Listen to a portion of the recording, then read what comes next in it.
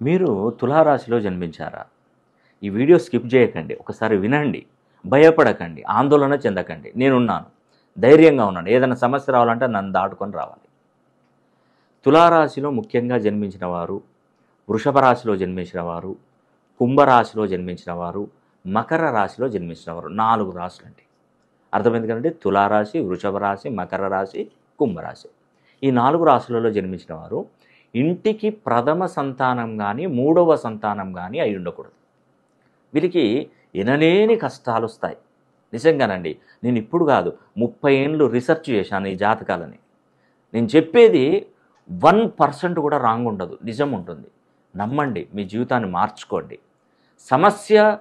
ప్రతి సమస్యకు పరిష్కారం ఉంటుంది. అయ్యో మరి ఇంటికి మొదటి సంతానం, మూడో సంతానం భగవంతుడు ఇచ్చారు, నేనేం చేయాలి? ఇప్పుడు ఏం చేయమంటావు అని అనుకోవచ్చు మీరు. ఏం చేయని అవసరం లేదు. దాని నుండి మార్పు చేసుకోండి. ఒక దగ్గర రాస్తారోకు ధర్నా జరుగుతుంది.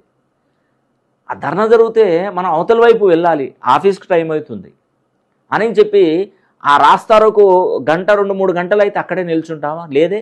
సైడ్ వేసి పక్క దారిని కనుక్కొని వెళ్ళాలి. అది నేను చేస్తున్నాను. మీకు మీ జీవితానికి మంచి మార్పు వచ్చే విధంగా నేను చేస్తున్నాను ఖచ్చితంగా. కాబట్టి తులారాశిలో, వృషభ రాశిలో, కుంభరాశిలో, మకర రాశిలో పుట్టినవారు తూర్పు దిక్కున నివాసం ఉండరాదు. ఇంటికి ప్రథమ తృతీయ సంతానమై ఉండకూడదు.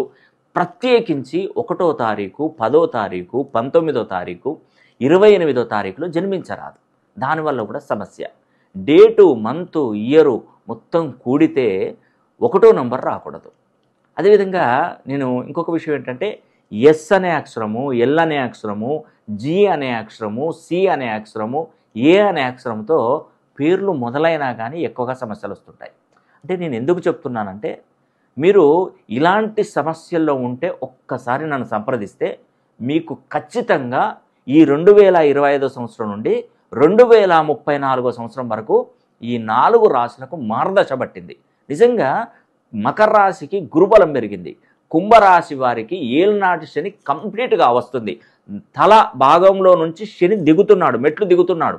ఎక్కడం కష్టం, దిగడం చాలా ఈజీ. అంటే ఒక విధంగా చెప్పాలంటే మీకు కొంచెం కష్టం అనేది తగ్గిపోతూ ఉంటుంది. మీ కష్టాలన్నీ తీరబోతున్నాయి.